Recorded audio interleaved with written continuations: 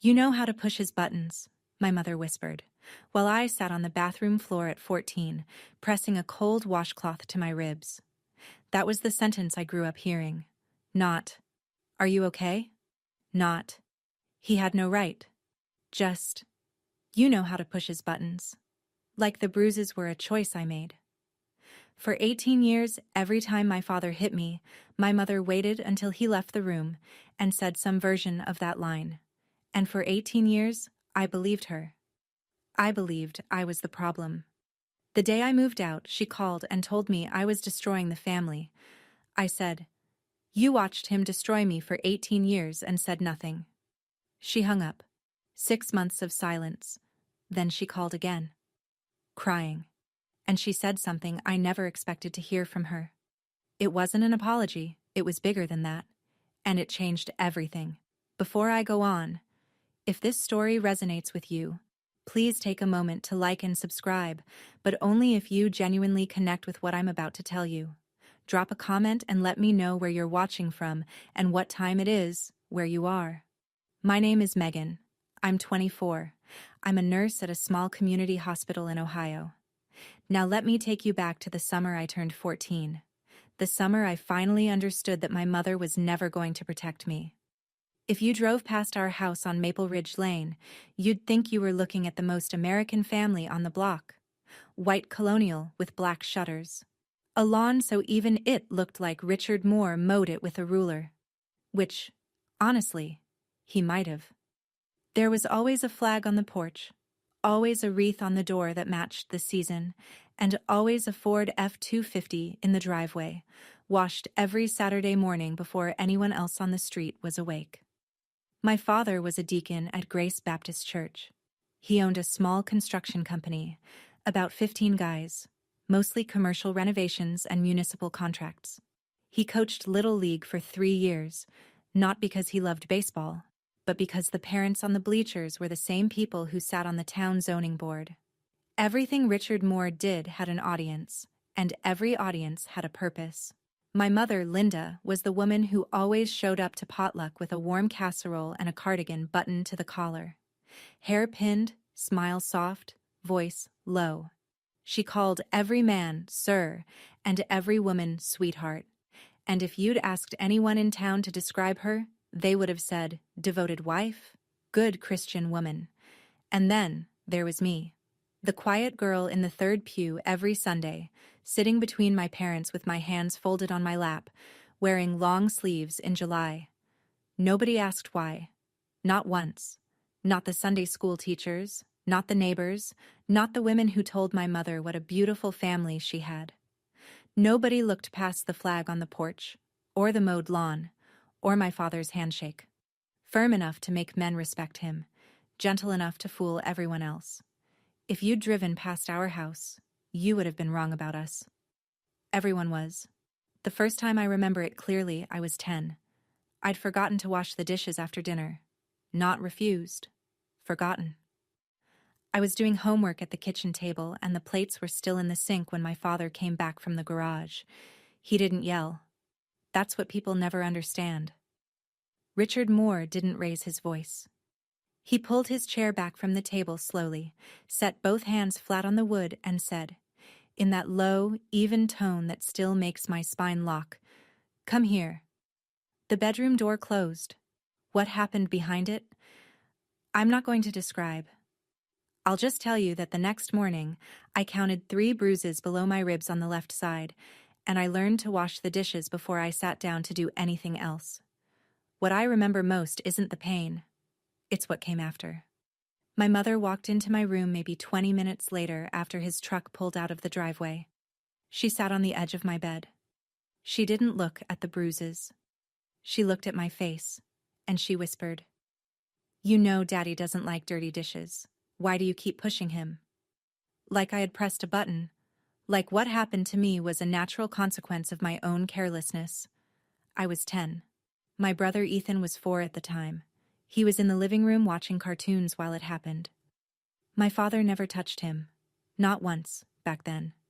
Ethan was the son, the one who carried the name, the one my father called Buddy, and took to job sites on Saturdays. I used to think the difference between us was simple. Ethan was good, and I was the problem. It took me 14 more years to understand that wasn't true. By the time I was 14, I'd been to the emergency room 3 times. Each visit had the same script. My mother drove. My father came along. Calm, concerned, his hand resting on my shoulder like a father in a Hallmark movie. "She's so clumsy," Linda told the intake nurse. "Always running around, never looking where she's going." And she'd laugh, that soft practiced laugh. And the nurse would smile back. Because why wouldn't she? The man standing next to us was a church deacon. He coached Little League. He smelled like Old Spice and fresh sawdust. The third visit, though, I remember the doctor pausing. She looked at my arm, then at my chart, then at me. I could feel her question before she asked it. "Is someone hurting you?" My father's hand tightened on my shoulder. Not hard enough for the doctor to see, just hard enough for me to feel. "She fell down the stairs again," he said and smiled. "I keep telling her, no running in socks." The doctor wrote something in the chart. I found out years later what it said. Recurrent injuries inconsistent with stated mechanism. Recommend CPS follow-up. But CPS never came. In a town where Richard Moore had shaken hands with everyone from the fire chief to the county clerk, a note in a chart was just a note in a chart. I didn't know it then, but that chart, those 5 visits, each one documented with dates, descriptions, and a doctor's observations, was sitting in a medical record system, waiting. Not for a lawyer, not for a courtroom. Just for the day I'd be old enough, and informed enough, to ask for it. That day was still 10 years away. But the paper trail had already begun. At 16, I got a part-time job at the pharmacy on Grant Street. I didn't ask my father's permission. I asked my school counselor to sign the work permit, told him it was for college savings, and started bagging prescriptions 3 afternoons a week at $9.25 an hour.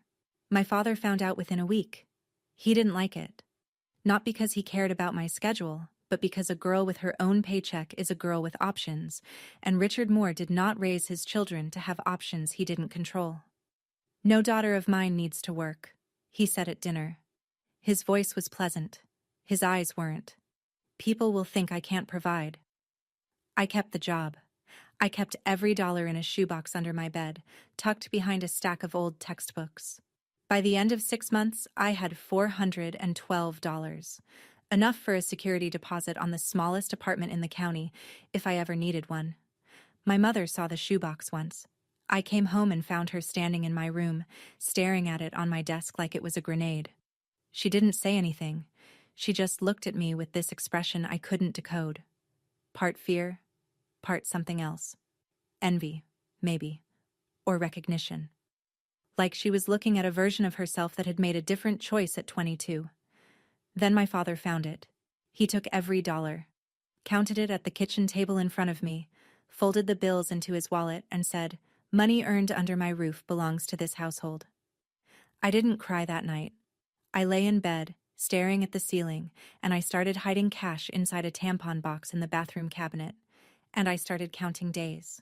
At 17, I had saved enough for a deposit and first month's rent on a studio apartment 2 towns over.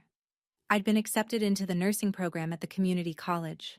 I applied without telling anyone, used the school library computer, and had the acceptance letter sent to a P.O. box I'd rented for $11 a month. But mail is a fragile thing in a house where one person controls everything. The day the second copy of my financial aid summary arrived, the one I'd accidentally had sent to the house, my father was the one who opened the mailbox. He brought the envelope to dinner, set it next to the salt shaker. Didn't mention it until we were all seated, forks in hand, steam rising from the mashed potatoes my mother had spent an hour making. "What's this?" he asked. His voice was conversational, almost curious. I looked at the envelope. My stomach dropped. "It's mine," I said. He opened it slowly, read it. Then he looked at me, not angry, not yet, and said, "You think you're leaving?" It wasn't a question. "Nobody in this family makes a decision without going through me," He tore the letter. Slowly. One clean rip down the middle, then another. 4 pieces, laid neatly beside his plate like a place setting. My mother cut her meat. Ethan, 11, small for his age, stared at his plate. Nobody spoke. After dinner, I went to my room and called the admissions office from under my blanket. "I need a replacement copy," I whispered. The original was damaged. The woman on the other end paused, then gently, "We'll send a new one to whatever address you'd like, sweetheart." I gave her the P.O. box number. I left on my 18th birthday. My father was at a job site. I'd checked his schedule the night before. A commercial renovation 40 minutes away. Wouldn't be back until 6. My mother was in the kitchen. I had 2 suitcases, a backpack, and my friend Rachel's Honda idling at the curb. I carried the first suitcase down the stairs, and my mother didn't turn around. She was standing at the counter, her back to me, washing a dish that was already clean. "If you leave," she said, "who's going to help me with dinner?" It wasn't really about dinner. I know that now. It was the only way Linda Moore knew how to say please don't go without admitting why she needed me to stay. If I was in the house, I was the lightning rod. If I left, the lightning would have to land somewhere else.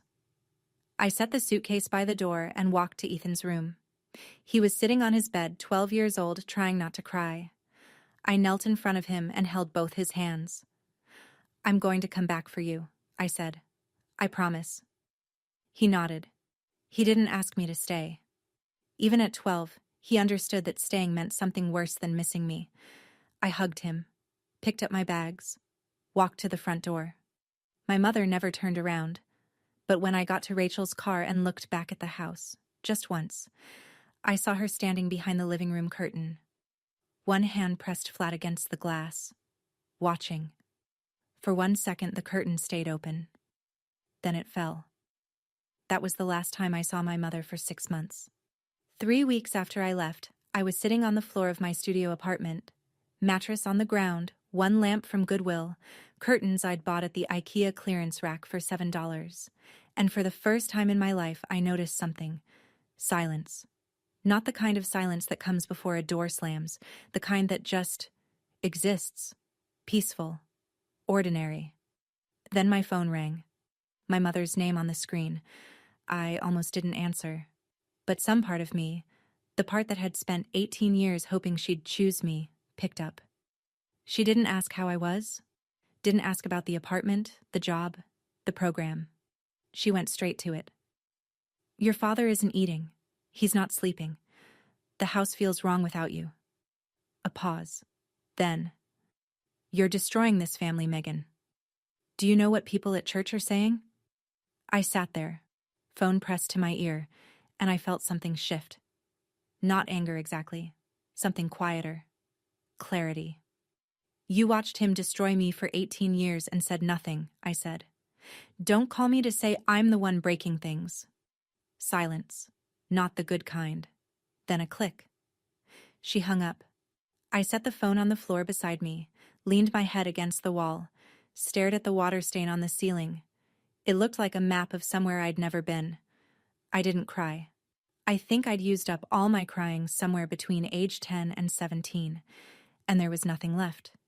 Just a hollow, ringing quiet. I thought she'd call back. That night, the next day, that week. She didn't. 6 months of nothing.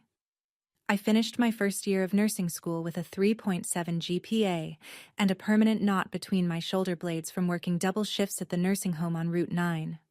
My apartment was small but clean. A succulent on the windowsill, a secondhand bookshelf, scrubs drying on a rack by the radiator. It wasn't much, but every object in that room was something I'd chosen, and that made it more mine than any bedroom I'd ever had on Maple Ridge Lane. I tried to call Ethan. 3 times. Each time it went to voicemail. The 4th time, a text came back from my father's number. "Stop calling this phone." Richard had taken Ethan's cell. Of course he had. You can't control a boy if his sister keeps reminding him there's a world outside the house. At night, alone, I'd lie in bed and think, is he okay? Is Ethan sitting in that room right now? counting the cracks on the ceiling the way I used to. And then, the harder question, the one that sat on my chest like a stone. Did I abandon him? One evening, I was scrolling through Facebook, not something I did often, and I saw the Grace Baptist Church page. A photo of my father, grinning wide, arm around Pastor David, standing in front of a banner I had to read twice to believe, 2025 Man of the Year nominee, Richard Moore. Below the photo, a comment from Linda's account. So proud of this man and this family. God is good. The family in that photo was 3 people. I'd been cropped out. I stared at the screen for a long time. Then I closed the app, turned off the light, and lay in the dark, listening to the silence that used to feel safe. That silence felt different now. And then, 11 at night, mid-October, my phone rang again. I almost didn't recognize her voice at first, not because it had changed, but because I'd never heard my mother cry. Not like this. Not raw, uncontrolled, the kind of sound that comes out when you've held something inside so long it breaks the container. Megan. Her voice cracked on the second syllable. Megan, please don't hang up. I didn't speak. I just held the phone. He started hitting Ethan. The room tilted. I pressed my hand flat against the mattress to steady myself, like the floor might actually move. When? I asked. After you left. Slowly at first, shoving, grabbing. Ethan talked back about going to prom with his friends. Your father... She couldn't finish the sentence.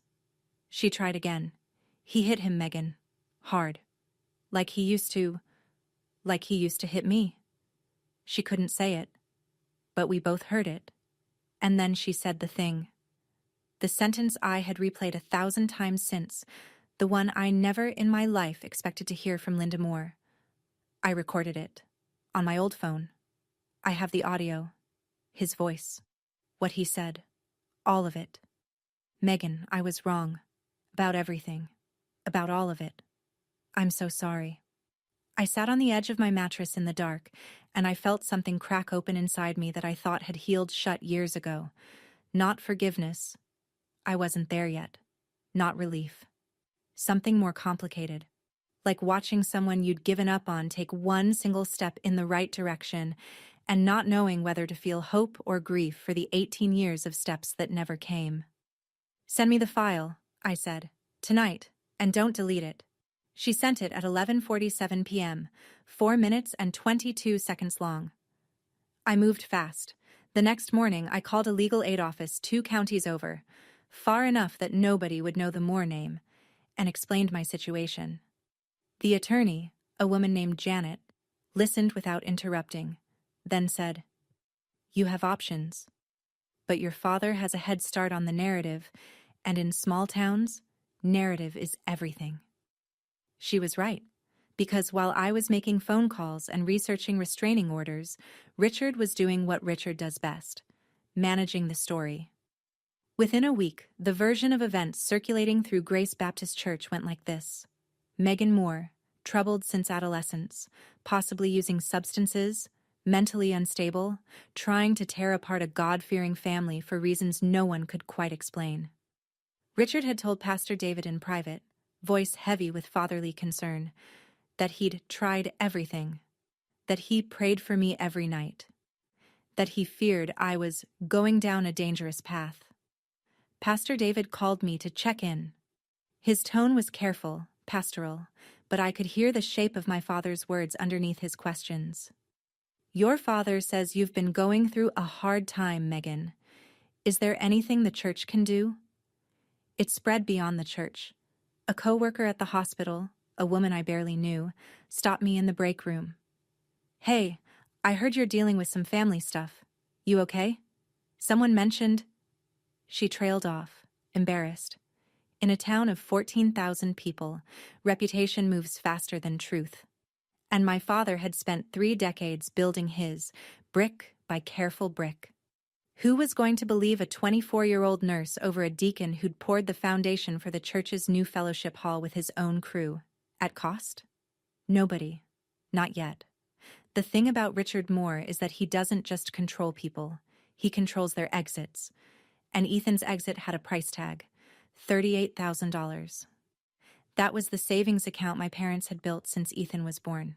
College fund, every birthday check from Grandma Dot, every tax refund bonus, all of it sitting in a savings account at First National, under Richard's name. Legally, that money was his to do whatever he wanted with, and he knew it. Ethan called me from a friend's phone one night, voice barely above a whisper. He'd been accepted into an engineering program. Good school, reasonable tuition, 2 hours from home, a real way out. He sat me down at the kitchen table. Ethan said. He didn't yell. He was calm. He said, "You want this money? You do what I say. No contact with your sister. You don't tell anyone what happens in this house. And you come to the Man of the Year ceremony. You wear the suit I bought you, and you smile." I closed my eyes. "Meg, I need that money. I can't afford it without it. I don't know what to do." There it was. The leash. The same one Richard had used on me, just with a bigger number attached. He wasn't a father saving for his son's future. He was a man who understood that the cheapest prison is the one you build out of someone else's hope. "Don't do anything yet," I told Ethan. "Don't agree. Don't refuse. Just wait." After I hung up, I sat at my kitchen table with a legal pad and wrote 3 things. 1. ER records, my right to request them. 2. Linda's audio recording, Ohio, one-party consent. 3. I needed a stage, and Richard had just built me one. 2 days later, my phone rang. Not my mother this time, my father. His voice was warm, relaxed, the voice he used at church barbecues and town council meetings, the one designed to make you forget he was capable of anything else. "Megan, sweetheart." He hadn't called me that in years. "I know we've had our differences, but I want to put that behind us. The church is doing a Man of the Year dinner next Saturday. The whole congregation's going to be there, 200 people, maybe more. I want our family up on that stage together. All 4 of us. Show everybody the Moores are solid." I held the phone and said nothing. "Pastor David thinks it'd be real meaningful," he continued. "The prodigal daughter comes home. People love that story." I understood exactly what this was. Not an olive branch, a stage direction. Richard needed the image of his family intact, his daughter, returned, smiling, standing beside him. Because the rumors he'd planted about me only worked if I stayed away. If I came back willingly, that proved it was all in my head. That proved he was the good father. Case closed. If I said no, he'd tell the whole town, "See? She's too far gone. Even her own father can't reach her." If I said yes, I'd walk back into his frame and disappear inside it. Either way, he won. Unless I came with a different script. "I'll be there, Dad," I said. He exhaled. Relieved. Victorious, even. "That's my girl." I hung up and stared at the wall. My hands weren't shaking. For the first time in my life, they weren't shaking before a conversation with my father. He'd invited me onto his stage. He didn't know I was bringing my own. The plan was simple, but it relied on people who'd spent their whole lives being anything but brave. I called my mother the next evening, told her what I was going to do. Bring the medical records, play the audio, and let the truth stand in front of the same 200 people my father had spent 30 years performing for. "I need you there," I said. "I'm not asking you to speak. I'm just asking you to stand." The silence on the other end lasted so long I checked to see if the call had dropped. "Megan, I can't." Her voice was small. The same voice she used at the dinner table when my father asked why the roast was dry, or the laundry wasn't folded, or the house wasn't quiet enough. The voice of a woman who'd been trained year by year to make herself as small as possible. You don't know what he'll do. Everyone in that church trusts him. They'll look at me like like you're what, Mom? Like I let it happen." I let that sit. Because she did. And she knew it. And that knowledge was either going to paralyze her or push her forward, and I couldn't make that choice for her. "You did let it happen," I said. Not to be cruel. Because it was true. And if we were going to stand in a room full of people and tell the truth, We had to start by telling it to each other. But you also pressed record. And that matters. Another silence. Longer. I'll try, she whispered. I'll try to be there. I hung up knowing that try wasn't a promise. My entire plan depended on a woman who'd spent 28 years learning how to disappear, and I was asking her to be visible. The next morning, I drove to the county hospital where I'd been taken 5 times before the age of 16.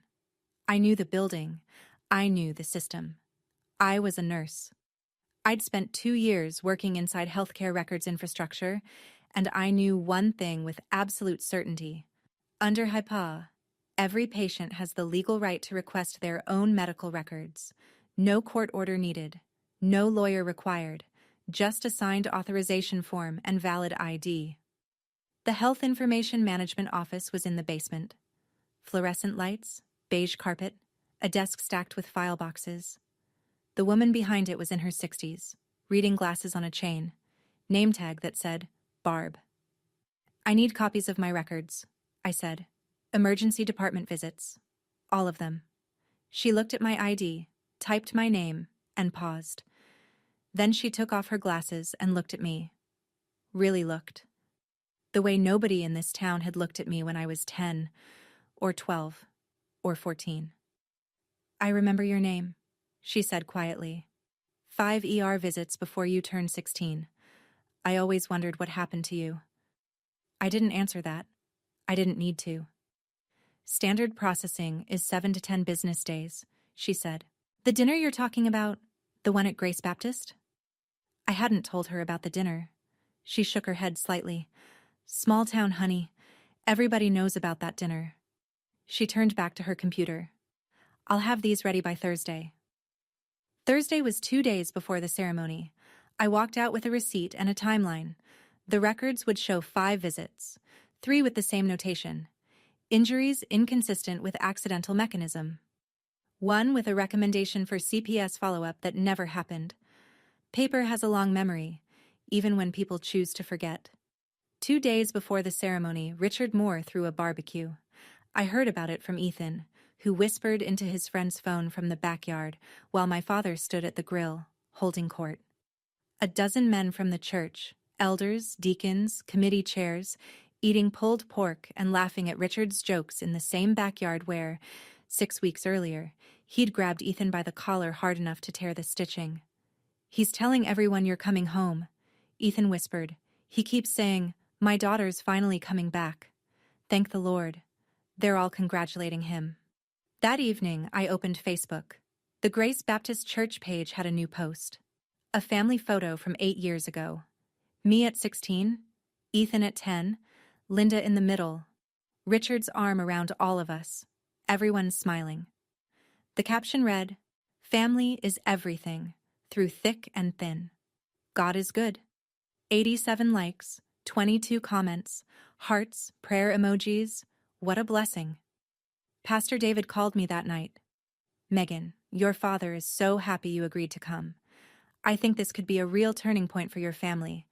The congregation is looking forward to seeing you all together. I listened. I thanked him. I hung up. And I sat in my apartment, looking at the manila envelope on my kitchen table, the one Barb had expedited, and the phone beside it with a 4-minute and 22-second audio file, and I felt the weight of what I was about to do. Richard Moore had spent the entire week turning his Man of the Year ceremony into a redemption story. The wayward daughter returns. The family heals. The patriarch's love conquers all. Everyone claps. He'd written the script, cast the roles, built the stage. He just forgot that I'd learned to read. The night before the ceremony, I almost didn't go through with it. I sat at my kitchen table past midnight staring at the records.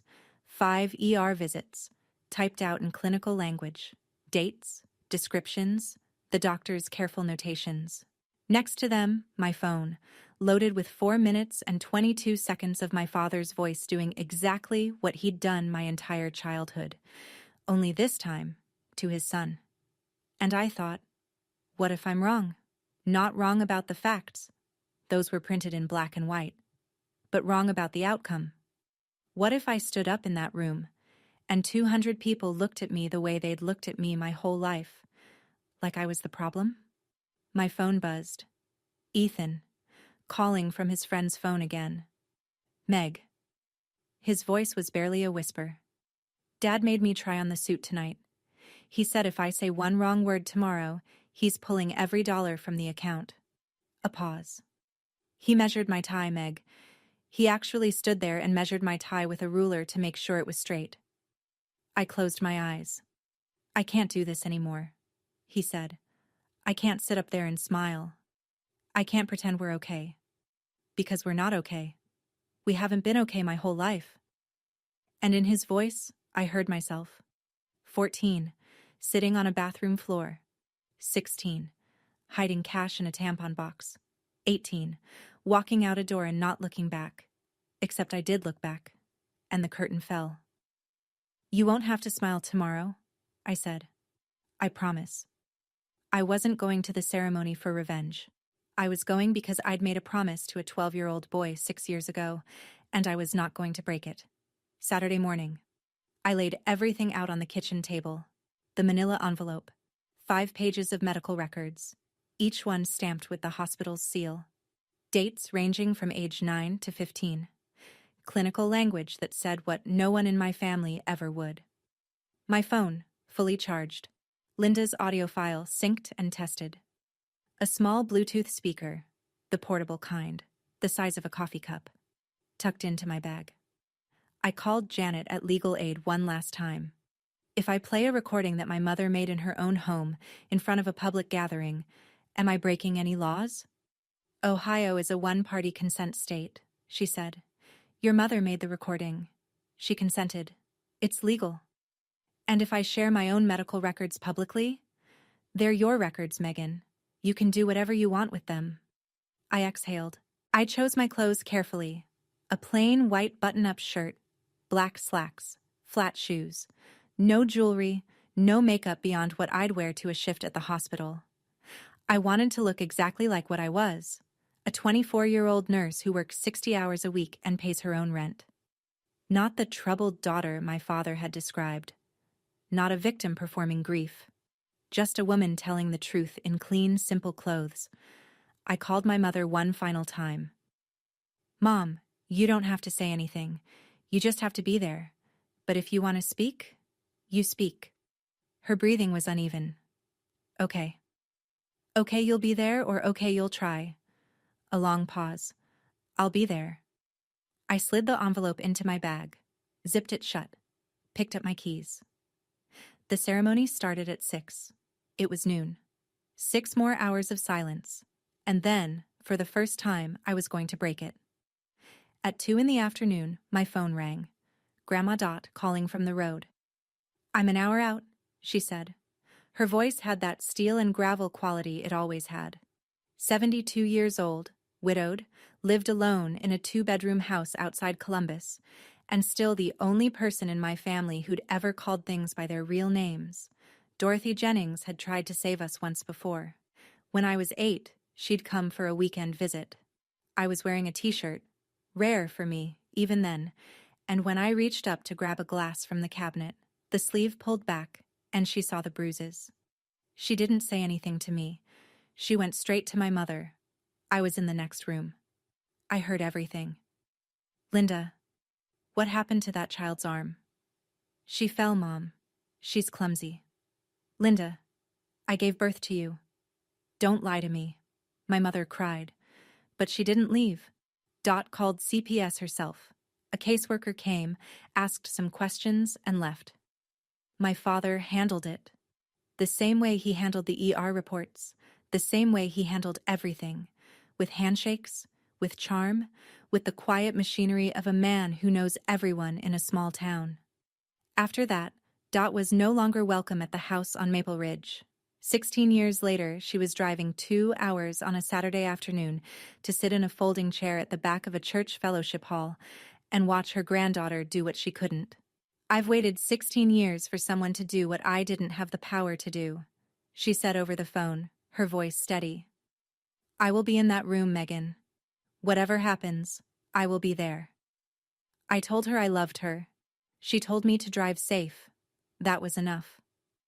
The fellowship hall at Grace Baptist Church smelled like carnations and lemon polish. Round tables draped in white linen, paper programs at each seat, gold lettering, a cross at the top, and in the center, Man of the Year award, honoring Richard Moore. A podium at the front with a microphone, flanked by 2 flower arrangements and a banner that must have cost $300. The banner read, Faith, Family, Service. I almost laughed. 200 people filled the room. Church elders, their wives, families from the congregation, business associates, a few local officials. The kind of crowd that runs a small town, not by law, but by handshake. My father knew every person in that room. He'd built a deck for one, donated materials for another's garage, sponsored a third's daughter on a mission trip. Every favor was an investment, and tonight was his dividend. Richard stood near the front table in a navy suit, red tie, gold cufflinks that caught the light when he gestured, which he did often, because Richard Moore speaks with his whole body when there's an audience. Linda stood beside him in a pale floral dress, hands clasped in front of her, eyes lowered. Ethan sat stiffly in a chair that looked like it might swallow him, wearing a suit he clearly hadn't picked out, his tie measured to military precision. I walked in at 6:15, alone. Richard saw me from across the room. His face lit up, for the audience's benefit, and he crossed the hall with his arms open. There she is. Everyone, my daughter's here. He hugged me. 200 people watched. A few clapped. I didn't return the hug. I didn't pull away either. I just stood still, arms at my sides, feeling his hands on my back. In my bag, the manila envelope pressed against my hip. Dot sat at a table in the back, watching. At 7 o'clock, Pastor David stepped to the podium. Tonight we honor a man who has served this church and this community with unwavering dedication. A man of faith, a man of family, a man whose hands have literally built the walls around us. Laughter, applause. Please welcome our Man of the Year, Richard Moore. Standing ovation. 200 people on their feet. My father walked to the podium the way he walked into every room, shoulders square, chin up, eyes sweeping the crowd like a man surveying land he owned. He gripped the podium and smiled. Thank you, Pastor David. Thank you, Grace Baptist. He paused, measured, the way he always paused, not because he needed to collect his thoughts, but because he understood that silence creates anticipation. This past year has tested my family. Some of you know, my daughter and I had a rough patch. A sympathetic murmur from the crowd. But she's here tonight. He looked at me. Because that's what family does. We come home. More applause. A woman at the table next to mine whispered, "Bless his heart." Then he said it. "Megan, come on up here, sweetheart. Stand with your old man." 200 faces turned to me. The weight of expectation, social, communal, religious, pressed in from every direction. If I stayed seated, I was the ungrateful daughter. If I went up and played along, I was his prop. I stood, picked up my bag, walked to the stage. Richard beamed. He put his arm around my shoulder, the same shoulder he'd gripped in the ER a decade ago, and squeezed. I looked at his hand. Then I reached up and gently moved it off. Not violently, not dramatically. I just took his hand and placed it back at his side. The room went quiet, and I saw it in his eyes, for the first time in my life. Fear. I stepped to the microphone. Thank you, Pastor David, for letting me stand here tonight. My voice was steady. I'd practiced this in my apartment 3 times. Not the words, just the steadiness. My father said I've been going through a hard time. He's right. I have, but not for the reasons he told you. Richard moved toward the microphone. Megan, that's enough. I stepped to the side out of his reach and kept going. I was admitted to the county emergency room 5 times before I turned 16. Every time, my parents told the doctors I'd fallen. Every time, the medical staff documented something different. I unzipped my bag and pulled out the manila envelope, Set it on the podium, open, the hospital stamp visible. These are my medical records, my own records, which I have every legal right to share. They describe, and I'm quoting, recurrent injuries inconsistent with stated mechanism. On one visit, the attending physician recommended a child protective services follow-up. It never happened. Silence. Not the comfortable kind, the kind where 200 people realize they're holding their breath. Richard's face had gone white. His mouth opened, but nothing came out. For a man who'd built his entire life around controlling the room had just slipped out from under him. These records are right here, I said, on this podium. I'm not asking anyone to take my word for it. I'm asking you to read. A woman in the second row pressed her hand to her mouth. An older man I recognized from the deacon board leaned forward in his chair, staring at the podium like he was seeing it for the first time. Richard found his voice. She's lying. She's been unstable for years. I told you all. I didn't argue. I just opened the envelope and fanned the pages across the podium. Read, I said. Richard pivoted to Pastor David, who was standing at the side of the stage with his hands frozen at his waist.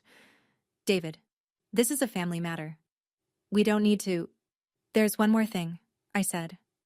I took my phone from my bag and set the Bluetooth speaker on the podium. My hands were calm.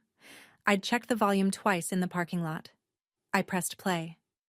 The sound that filled the fellowship hall was unmistakable. My father's voice, not the warm, measured baritone that charmed 200 church members, but the real one, the one that lived behind closed doors. Low, cold, absolute. You talk back to me one more time. A sharp sound. Something hitting something. Then Ethan, my brother, 18 years old, crying out, "Sit down, shut up. In this house, what I say goes." 4 minutes and 22 seconds. The speaker wasn't loud, but in a room that quiet, it didn't need to be. Every word reached every table. Every gasp was audible. A mother near the back pulled her young son closer. One of the deacons, a man who'd been at the barbecue 2 days earlier laughing at Richard's jokes, stood up and walked out without a word. I stopped the recording. This was recorded by my mother, Linda Moore, in our family home. Last month. Under Ohio law, she had every right to record it. She was present. She consented. I looked at the room. Some faces were stunned. Some were crying. A few looked angry. At me, maybe, or at themselves for not seeing it. One woman near the front was shaking her head slowly, over and over, like she was trying to unsee something. Richard gripped the edge of the podium. You can't, that's private. That's my family. It stopped being private, I said, when it left bruises. A chair scraped at the back of the room. My grandmother stood up. 72 years old, gray cardigan, no-nonsense flats, the kind of woman who irons her napkins and doesn't suffer fools. She didn't walk to the stage.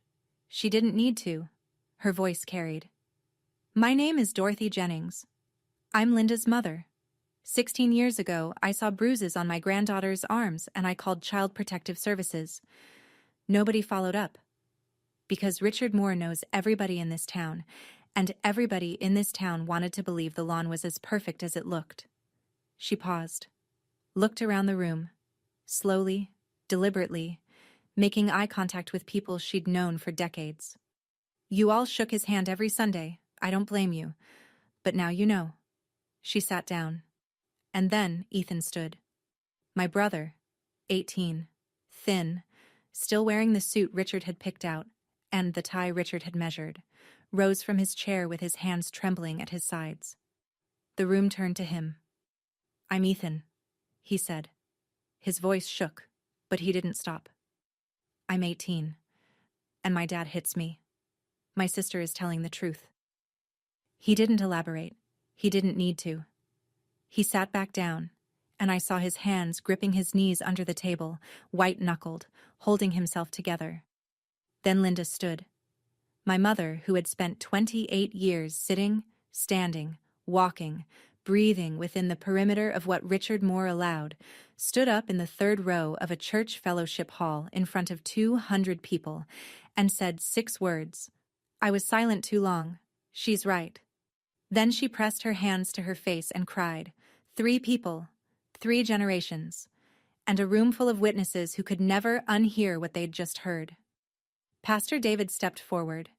He stood at the side of the stage for a long moment, his hand on the back of a chair, looking at the floor.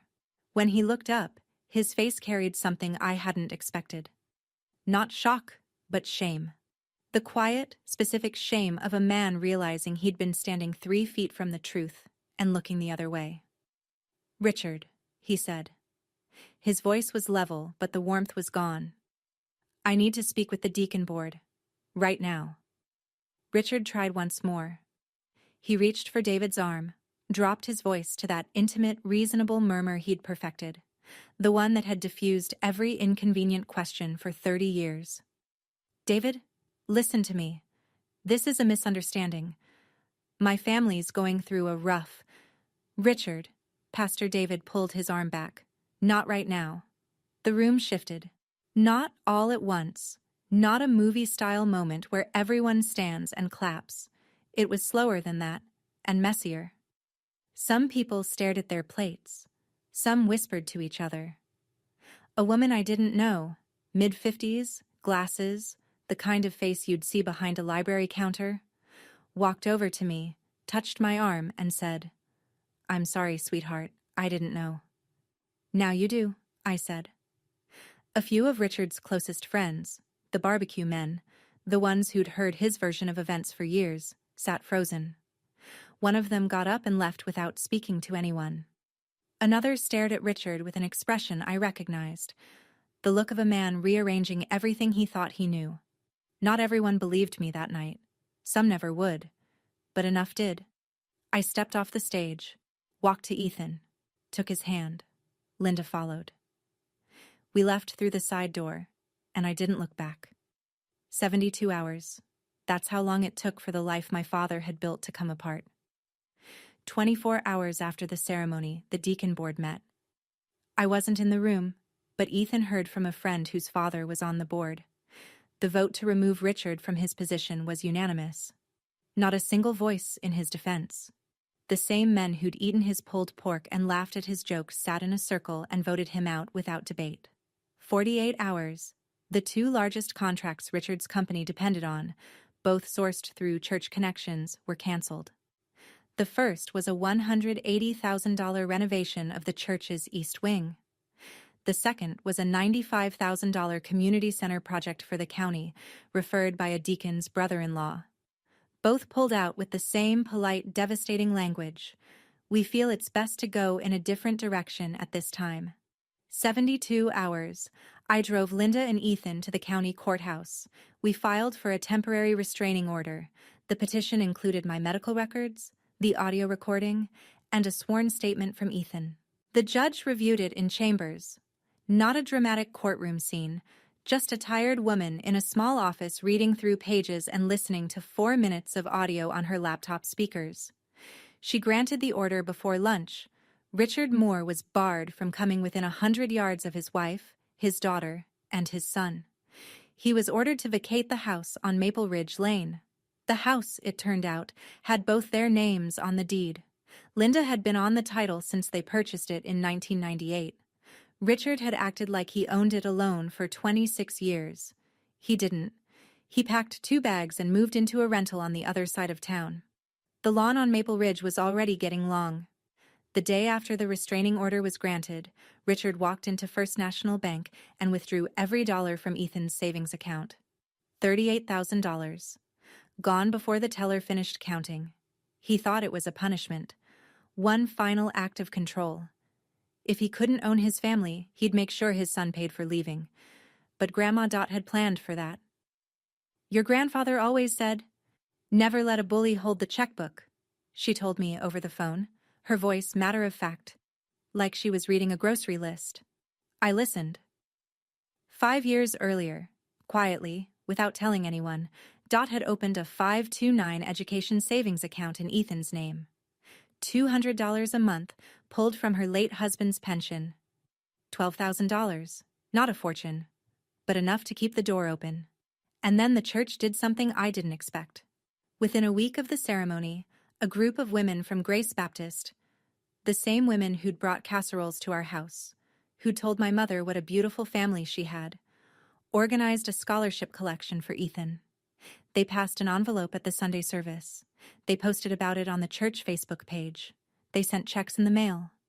By the following Sunday, $8,400, $12,000 from Dot, $8,400 from the community, a financial aid application that Ethan and I filled out together on my kitchen table on a Tuesday night, eating takeout pizza on paper plates.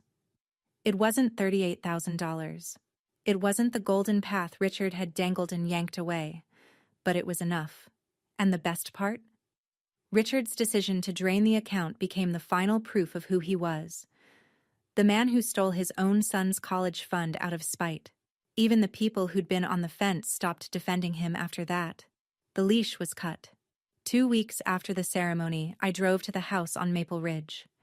It was strange, pulling into that driveway without the Ford F-250 taking up the whole width of it. The flag was still on the porch. The lawn was uneven. The wreath was last season's. Linda was in the kitchen. Not cooking. Just sitting at the table, looking out the window at the backyard where the barbecue grill still sat, uncovered, rusting at the legs. The house was quieter than I'd ever heard it, and for the first time, the quiet wasn't a warning sign. She didn't look up when I came in, but she spoke. "Do you forgive me?" I pulled out the chair across from her, sat down, looked at my mother, really looked at her, and saw a woman I was still learning how to see. Not the villain, not the hero. Just a person who had been afraid for so long that fear became her personality, and silence became her language, and by the time she found her voice, her daughter had already grown up without one. "I don't know," I said, "and I don't need to know right now." Her face crumbled. "But you stood up," I said.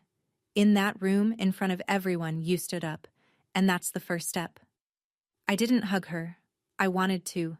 Some part of me, the 10-year-old part, the part that had waited in a dark bedroom for her to come back and say it wasn't your fault, wanted to. But I wasn't that girl anymore, and pretending I was would have been a different kind of lie. So I just sat there, beside her, in the kitchen that used to feel like a trap, and now just felt like a kitchen. We didn't say much. That was enough. A year later, the house on Maple Ridge Lane looked different. Not renovated. Linda didn't have the money for that. But the wreath was new. The lawn was mowed, a little unevenly, by Ethan when he was home on weekends. And the refrigerator, the same white Kenmore that had held my father's beer and my mother's leftovers for 20 years, now had a photo of Ethan on it, grinning in a college sweatshirt standing next to a girl I hadn't met yet. My photo was up there, too. A selfie I'd sent Linda, me in my scrubs after a 12-hour shift, tired but smiling. She'd printed it at the CVS and stuck it next to Ethan's with a daisy magnet. It was the first time a picture of me had been on that refrigerator. I was 25. Ethan was doing okay. Not Harvard, not the grand plan Richard had weaponized. A solid community college near Dot's house, engineering track, a part-time job at a hardware store that gave him an employee discount on tools he actually wanted. He called me every Thursday. We mostly talked about nothing. It was the best part of my week. Linda was in therapy. She'd gotten her driver's license, her first, at 50 years old. The day she passed the test, she sent me a photo of herself holding the card, and her smile was the most genuine expression I'd ever seen on her face. We met every other week for coffee. Some visits were good, some were quiet, some were hard. But they existed, and that was more than I'd had for 18 years. Richard lived alone in a one-bedroom rental across town. He'd lost the deacon seat, the contracts, the house, and the story he'd told himself about who he was. Some people still believed him, but fewer every month. He never apologized. I stopped waiting for him to. I'm not telling you this story to teach you something. I'm not a therapist. I'm not a life coach. I'm a nurse who works 60 hours a week and owns one nice pair of shoes. I'm telling you because for 18 years I thought I was the problem. I thought that if I were quieter, softer, more careful, If I could just stop pushing his buttons, my father would stop hurting me. And the person who should have told me that wasn't true was standing right there the whole time, whispering the opposite.